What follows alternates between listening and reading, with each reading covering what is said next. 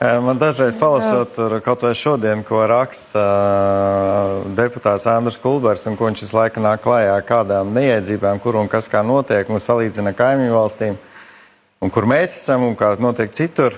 Un tas viss tiek attiecīgi nokomunicēts un pasniegts visiem lēmumu pieņēmējiem, bet tāpat nekas nemainās.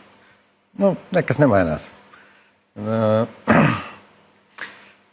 Es nezinu, kur ir pazudusi atbildība un iniciatīvas uzņemšanās, ir sevišķi valsts aparātā un valsts kapitāla sabiedrībās, kāpēc tiek veidoti aizvien departamenti uz departamentu, mums ir padomes tur, kur tās vispār nav vajadzīgas.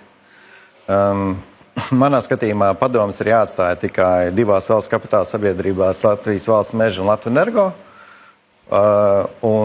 Viss pārējās ir tik mazas, es teiktu, niecīgas, gan pēc savu profila, gan pēc saviem finanšu rādītājiem uz Eiropas fondu, ka tur padoms vispār nav vajadzīgs. Tur var valde atbildēt pēc atbilstoši komerclikumam, tāpat kā jebkurš uzņēmējs, kas ir Latvijā, par attiecīgi saviem pieņemtiem lēmumiem. Un to var visu likvidēt ar vienu premjeru lēmumu, respektīvi ar vienu rezolūciju. Tas ir izmaināms. Un, ja negrib premjeras uzņemties pašu iniciatīvu, to var ar ministru kabinetu kopēju lēmumu. Teiksim tā. Tā kā tās problēmas tiek identificētas, viņas tiek parādītas, bet nav tālāk tā rezultāta nekādi.